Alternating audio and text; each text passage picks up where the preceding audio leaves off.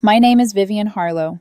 I am 31 years old, and I called off my own wedding with a single Instagram post. If you met me on paper, you would probably think I was the safe choice. I work as a software engineering manager, make about $160,000 a year, own a two-bedroom condo. In the city, drive a reliable, not flashy car, and have enough in savings that my financial planner smiles when we meet.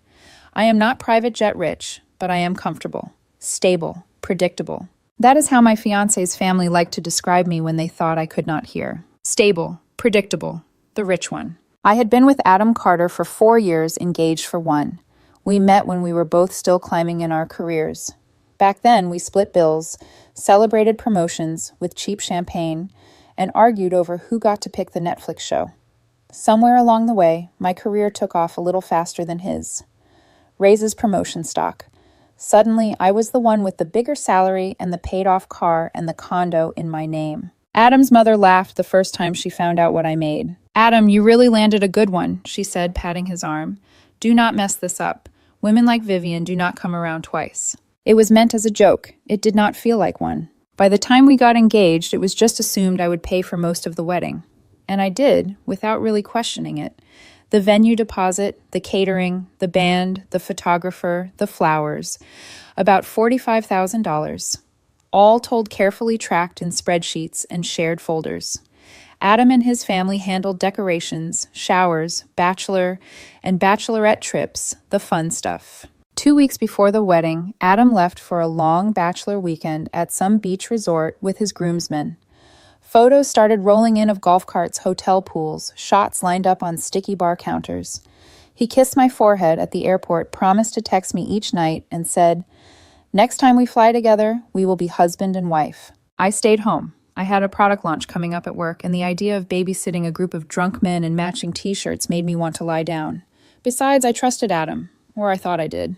Thursday night, I was in bed with my laptop closed, my brain still buzzing from code reviews and budget meetings. I opened Instagram on autopilot, the way you do when you are too tired to think, but not tired enough to sleep. Mindless scrolling dogs, recipes a girl from high school doing yoga on a mountain. Then a story popped up from Liam, one of Adam's groomsmen. Liam was the loud one of the group, perpetually half-drunk, always telling stories that made the room secondhand uncomfortable, the kind of man who thought calling women chicks was charming.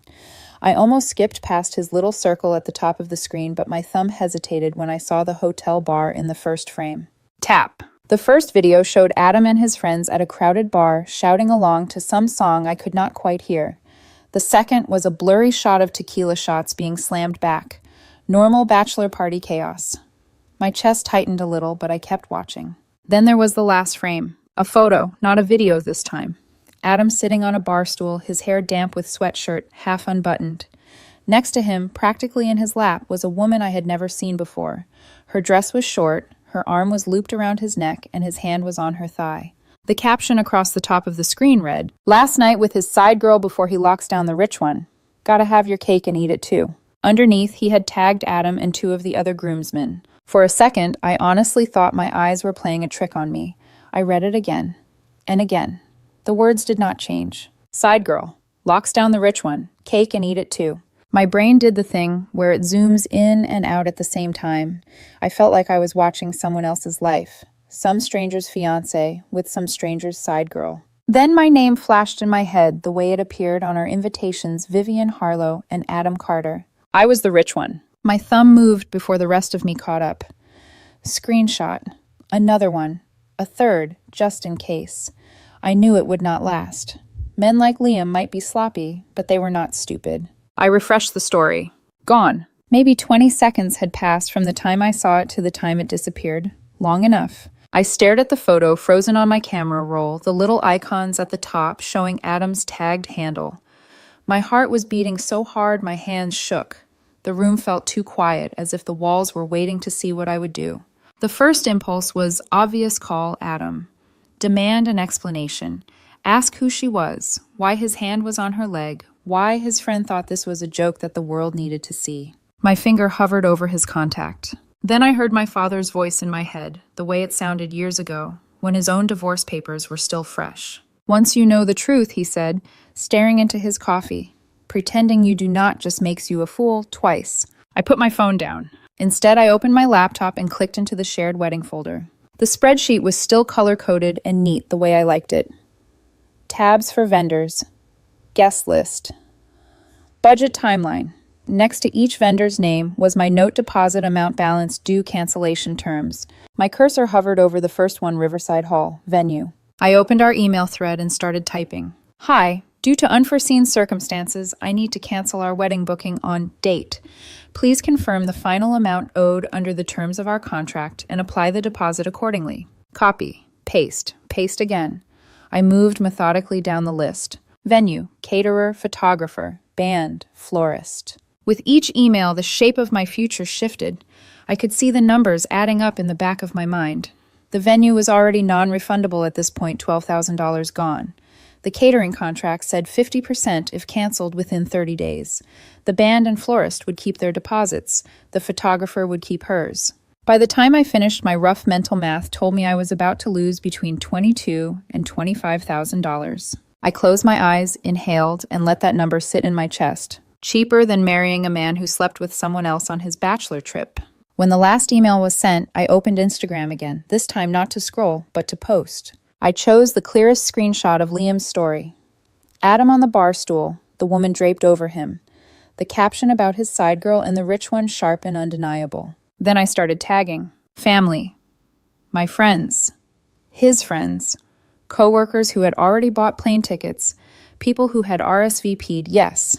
Everyone who mattered enough to see me in a wedding dress in 2 weeks. For the caption I typed, "Wedding is off. See above for why. I am sorry to everyone who made plans or bought gifts. The groom can explain the rest." I read it 3 times. I thought about softening it, about saying we decided or things did not work out. Then I thought about the woman in the photo, the hand on her thigh, and the way my future mother-in-law called me the rich one like a walking investment account. No. I hit post. For a moment, nothing happened. The photo sat on my screen, a square little bomb, the caption beneath it clean and simple. My hands were still shaking when I locked my phone and set it face down on the nightstand. I turned it off altogether after that. No buzzing, no notifications, no chance for anyone else's version of the story to reach me before I could breathe. I expected the adrenaline to keep me awake all night. I expected to pace a groove into my bedroom floor to replay every conversation with Adam, every almost forgettable red flag, every time his friends joked about one last wild ride. Instead, I lay down on my side of the bed we had shared until he moved to his parents' place for the weeks leading up to the wedding for tradition, and stared at the ceiling. For the first time in months, there was no knot in my stomach about his late replies, no anxious calculation about whether I was being needy or crazy for wanting reassurance. I whispered my father's words into the dark. Once you know the truth. Sometime between that sentence and the next thought, my body decided for me. I fell asleep, and I slept like a person who had finally stopped lying to herself. When I turned my phone back on, the next morning, it nearly vibrated itself off the counter. Notifications poured in so fast the screen lagged. For a moment, I just stared at it while the coffee machine hissed behind me, as if the universe was giving me a few seconds to brace myself before the impact. By the time everything loaded, the numbers were almost comical. Dozens of missed calls from Adam, nearly 20 from his mother, several from his father and sister, and hundreds of texts and DMs stacked in long, unreadable columns. I hadn't even touched my mug yet, and the day already felt like a storm was blowing straight through me. The first voicemail I opened was from his mother. Her voice blasted so loudly I had to pull the phone away from my ear. "Vivian, how dare you do this to my son? You call me back immediately. Immediately." The next was from his father demanding an explanation this minute. Then his sister Alyssa shouting that it was just a joke and that I needed to delete the post instantly. Then Adam's messages began coming through in one frantic chain. They started confused, asking what was going on, then quickly shifted into anger, then begging, then threats to come over if I didn't pick up. It was every emotional stage except accountability. I set the phone down and let the rest pour in without reading them. One voicemail stopped me in my tracks. It came from Liam, the groomsman, who had posted the story, the timestamp showing it had been left around 3 a.m. The moment I played it, I knew he was drunk before he even finished the first word. His voice wavered and slurred, the kind that always gets followed by an apology no one asked for. "Vivian, oh my God, I'm so sorry. I didn't mean for you to see that. I was wasted. It was supposed to be a joke. Well, not a joke, but like, everyone knew. You weren't supposed to see it. Look, Adam loves you, okay? He does. The side girl thing is real, but it's not serious. It's just for fun. Everybody does it. Please don't ruin his life over this. I felt something inside me flatten like a piece of me that had been clinging to the possibility of misunderstanding finally went quiet. It wasn't the drunken rambling that mattered. It was the honesty underneath it, the kind only people reveal when their guard is gone. I saved the voicemail, backed it up to my cloud, then emailed it to myself twice. I wasn't going to risk it disappearing like the Instagram story had. Then an unknown number called. I picked up without thinking and immediately regretted it. "What have you done to my son?" Adam's mother screamed, skipping any greeting. "Do you have any idea what you've caused?" I ended the engagement, I said, keeping my voice steadier than I felt. "Your son cheated. That post was a joke, a drunk, stupid joke. You have humiliated him over nothing." If it was nothing, I asked quietly. Why did Liam delete it 20 seconds after he posted it? Silence. For the first time since she started screaming, there was a pause long enough for me to hear my own breathing. I almost ended the call there, but she jumped back in. "You have no proof that Adam cheated. A caption doesn't prove anything." "I have Liam's voicemail," I said. "The one he left at 3 this morning. The one where he admits everything." Another long silence. When she finally spoke again, her voice was colder. "You'll regret this. We spent thousands on this wedding. You are paying us back every cent." "I already paid $45,000, I replied, "and the cancellation fees are going to cost me another 22 or 25. Your daughter-in-law-to-be can keep her dress. You're welcome to sue me if you want." I hung up. I spent the next few hours confirming cancellations. Most vendors were sympathetic in that hushed, gentle way people get when they don't want to ask questions, but already understand too much. The venue manager actually set down his clipboard, looked me in the eye, and said he wasn't charging the additional cancellation fee because I had been through enough already. The caterer resisted the contract terms until I pointed to the exact clause, then backed down. I watched the cost tally up in real-time deposits I'd never see again, percentages swallowed by policies I'd signed months ago, the financial aftermath of a future I no longer wanted. I thought the worst was over until I received an email from a law office representing Adam's family.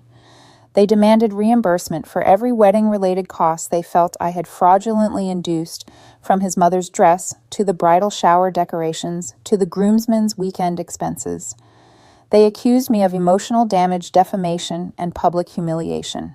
I forwarded it to my friend from law school with a single question.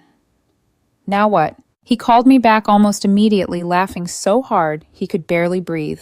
"This is the funniest thing I've read all year," he said. "They're serious, right?" "Dead serious." "Then tell them to kick rocks. I'll draft the response. Pro bono." Because I'm absolutely not missing this circus. I sank into my couch after the call, exhausted phone still buzzing distantly across the room. It felt like everything was happening too fast and too loudly. But beneath that chaos, there was also a strange kind of clarity, like I had stepped out of a long, foggy hallway and was finally able to see a door closing behind me. For the first time since waking up, I exhaled. My lawyer friend's email response went out that same afternoon, cold and professional, telling Adam's family politely but firmly to stop contacting me and that their claims had no legal foundation whatsoever. For a few hours afterward, my phone stayed surprisingly quiet. I almost let myself believe the storm was passing. Then, early evening, my doorbell rang. At first, I thought it was a package. I even walked toward the door casually, still in my sweats, coffee in hand. But when I checked the doorbell camera, Adam was standing there on the landing, shoulders slumped, eyes swollen. His hair a wreck, like he'd been clawing at it all day. He looked nothing like the man in that bachelor party photo. No bravado, no swagger, just a frantic, almost panicked kind of energy. He knocked once, then twice, then harder. "Vivian," he called out, trying to sound calm but failing miserably. "I know you're in there. We need to talk." I didn't open the door. Instead, I pressed the intercom. "There's nothing to talk about," I said. He froze for a second, looking directly at the camera. "You can't just throw away 4 years like this." "You threw it away," I said. "Not me." "That wasn't Vivian, listen. It was one mistake. One night. You're really ending everything over that." The words hit me like a splash of cold water. He hadn't even denied it this time. Not the way an innocent man would. Not the way someone who was truly blindsided would. My stomach tightened. "So you're admitting you cheated?" "That's not what I said." He dragged a hand through his hair and stepped closer to the door. We were basically on a break. No, I said. We were engaged, living together until last month, planning a wedding. We were not on a break. You're being ridiculous, he snapped, his voice suddenly sharp. Relationships are about forgiveness. You're supposed to fight for us. I'm supposed to marry someone who respects me, I said. And that's not you. Leave Adam. He kept pacing in front of the door, talking to himself, shaking his head, reaching for the handle, even though he knew it was locked. After another minute, he sank to the floor, leaning against the door with both palms pressed flat against it. I'm not leaving, he said. Not until you talk to me face to face like an adult. Then I'm calling the police. He blinked, and for a second he looked like he thought I was bluffing. I wasn't. It took the officers less than 15 minutes to arrive. From inside my condo, I watched through the peephole as Adam scrambled to his feet, brushing at his clothes, as if that would erase the last half hour. The officers talked to him first, then one came to speak with me. Ma'am, he said gently, he told us you're engaged. We were, I said, past tense. I ended the engagement when I discovered he cheated. I've told him multiple times not to contact me. He came here anyway. Can you show me where you told him not to contact you? I handed him my unlocked phone texts open to the right thread. He scrolled once, nodded, and handed it back. Understood. Then he turned to Adam. Sir, she has clearly asked you not to contact her. You need to leave. If you come back here again, she can file for a restraining order. Adam looked stunned, like someone had slapped him across the face. He opened his mouth to argue, but the officer shut it down with one firm look. Eventually, Adam backed away, muttering something under his breath, and walked down the hall. The moment the door closed, my body trembled so hard I had to sit down on the couch. I thought that would be the end of the physical confrontations, at least. But the next morning, while I was at work reviewing design mock-ups with my team, security called my desk. Vivian. There's a man here insisting he needs to see you. Says he's your father-in-law. My heart dropped. No, I said immediately. He's not. Well, he's refusing to leave. By the time I got downstairs, Adam's father was in the lobby, red-faced, shouting at the poor security guard who was trying to remain professional. The second he spotted me, he turned and pointed. There you are, he barked. Too much of a coward to face me, huh? There's nothing to face, I said, keeping my distance. Tell your son to stop contacting me. You humiliated our entire family, he yelled, stepping toward me. My wife can't show her face at church. My son is on medication because of you. That's unfortunate, I said, staying calm. But your son made choices. Those are the consequences. He scoffed. We spent thousands on that wedding. And you destroyed all of it. Your lawyer sent a demand letter, I said. Mine responded. Sue me if you want. You'll lose. His face twisted with fury. You arrogant little... Sir, the security guard finally intervened, stepping between us. You need to leave, now, or we're involving the police. Adam's father glared at me like he wanted to memorize my face and burn it into memory out of spite. Then he jabbed a finger toward me. This isn't over. Then he stormed out. It should have ended there. But within the next couple of days, I started getting messages from unknown numbers, insults, threats, voice notes dripping with entitlement and cruelty. Some told me I'd die alone. Others told me Adam deserved better. One woman, probably a cousin or distant relative, told me I had ruined a good man's future. I filed a police report. Not because I thought anything would come of it, but because at this point the documentation mattered. Then, as if the week hadn't been surreal enough, my lawyer called again. So, they went through with it. Went through with what? Filing the lawsuit. Small claims. $12,000. That's the max they can try for. I let out a humorless laugh. For what exactly? Oh, everything he said. Wedding dress, bachelorette trips, shoes, invitations. Basically anything they can think of. Can they win? He clicked his pen against something on his end of the line. Hell no. But you need to show up. Bring the screenshot. The voicemail. The texts. Everything. He paused. And mentally prepare. Families like this don't go quietly. He wasn't wrong. And the worst part, this whole saga was just getting started. Court day arrived exactly 6 weeks after the bachelor party photo detonated my life. I woke up strangely calm, like my body had finally accepted we were walking into a circus and decided to conserve energy. I dressed neatly, printed every piece of evidence, tucked it into a folder, and met my lawyer friend outside the courthouse. He looked like he was attending a comedy show, not a legal proceeding. Inside the small claims courtroom, Adam's entire family filled one side of the benches like they were attending a graduation. Parents, sister, grandmother, 2 aunts, and uncle. Their faces were tight, angry muscles, clenched in synchronized disapproval. I sat with my lawyer on the other side, just the two of us, a painfully quiet island. Our case was called. Adam's father stood up immediately, puffing his chest, carrying himself like a man who believed outrage equaled righteousness.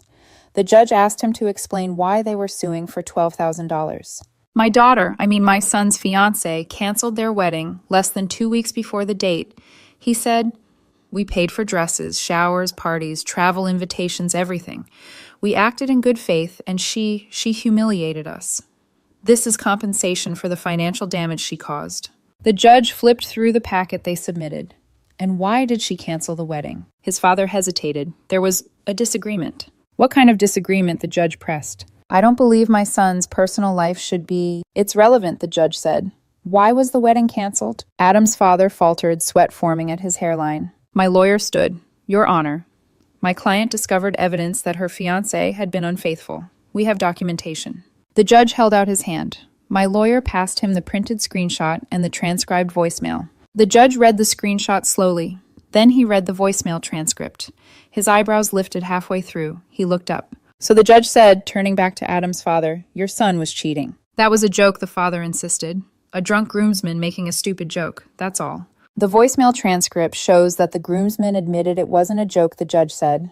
He said it was real. "He was intoxicated," Adam's father argued desperately. "You can't take that seriously." The judge closed the folder.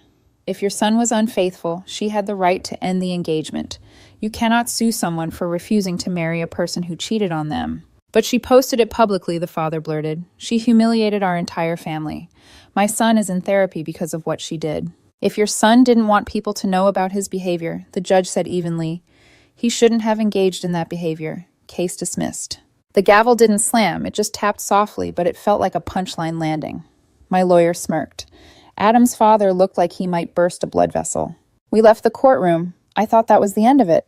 But of course it wasn't. In the parking lot, Adam's mother intercepted me like she had been waiting in ambush. "I hope you're satisfied," she hissed. "Pretty satisfied, actually," my lawyer muttered beside me. She ignored him. Her energy was laser-focused on me. "She's on antidepressants now, Vivian. She had to quit her job. She cries every night. You ruined her entire future." "Adam ruined his own future," I said. "I just stopped pretending everything was fine." "It was one mistake," she snapped. "Everyone makes mistakes. You were supposed to be the bigger person." "I am being the bigger person," I said. "I'm letting him keep the ring, the gifts, everything. I'm not countersuing for harassment. I'm simply walking away." Alyssa stepped up beside her mother, eyes narrowed, like she thought intimidation worked better when done in pairs. "You're going to regret this," Alyssa said. "No decent man will ever want you after what you did. Everyone knows you're vindictive." My lawyer laughed out loud, which made Alyssa's face flush red. "Lady," he said, "she's gotten over 50 DMs from men, thanking her for having standards. I promise she'll be fine." I didn't correct him, even though the number was closer to mid-30s. It wasn't worth giving Alyssa anything. They stormed off. I tasted the metallic thrill of relief in the back of my throat. A weight lifted, but only briefly. Because 3 weeks after the court victory, I woke up to messages from friends saying, "Have you seen this?" And, "Vivian, is this about you?" Adam, or more likely his mother, had started a blog. The layout looked like any sad lifestyle site, pastel headers, inspirational quotes, overly filtered photos. But the content was a complete rewrite of reality. According to the blog, Adam had been publicly destroyed by a cruel, unstable fiancé who weaponized social media to humiliate him. She claimed he had never cheated, that the caption was a bad joke I seized upon to ruin his life, and that I had stolen months of labor and tens of thousands of dollars from their family. Commenters flooded in with sympathy. "Poor guy. What a nightmare. She sounds psychotic. I hope he sues her again." It spread. Local lifestyle bloggers shared it. A couple of influencers reposted it with captions about internet cruelty. People I didn't know messaged me hateful things. Someone even found my LinkedIn and sent a message to my boss accusing me of emotional abuse and corporate manipulation. I got called into HR. The director closed the door, folded her hands, and said, "We received a concerning message." I had come prepared. I laid out everything: the screenshot, the voicemail, the text, the court judgment, the police report. She listened carefully, then said, "This appears to be retaliation. We'll document it. If anyone else contacts us, we will refer them to legal." It wasn't the stirring defense of my honor I secretly hoped for, but it was solid. It was enough. 6 weeks after it appeared, the blog vanished. No explanation, no farewell post, just gone. But the damage lingered. Articles remained. Think pieces stayed searchable. My name was still tied to the scandal whenever someone Googled me. I thought about deleting my original Instagram post, but my lawyer warned me not to. "It's your evidence," he said. "The second it disappears, they'll claim you fabricated everything." So I left it up, and people still found it, still commented, still argued with each other in the replies. By then, I thought the story might finally be fading from my life. But I didn't know yet that the ending would be the one thing I never expected. 4 months passed before the noise around me finally softened. The scandal stopped feeling like a fresh wound and more like a scar I had learned to stop touching. People still commented on the Instagram post every now and then, little flare-ups in an otherwise quiet landscape. But the desperation, the shock, the ache in my chest whenever someone mentioned Adam, all of that slowly faded. I poured myself back into work. I said yes to more dinners with friends. I even started sleeping through the night again without jolting awake at 3 a.m., convinced someone was banging on my door. It took another couple of months before I felt ready to let myself be curious about dating again. Not excited, not determined, just curious. I met Daniel at a friend's barbecue in the middle of summer.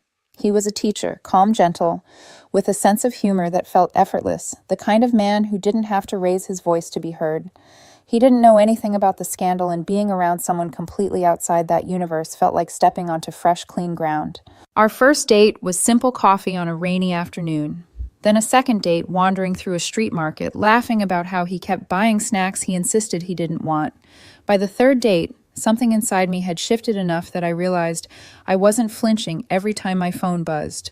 I wasn't bracing myself for attacks, accusations, or guilt trips.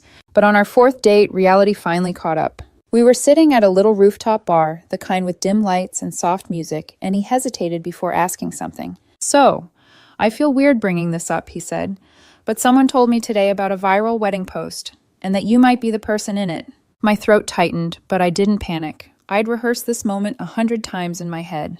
"That was me," I said. He didn't flinch. He just nodded slowly.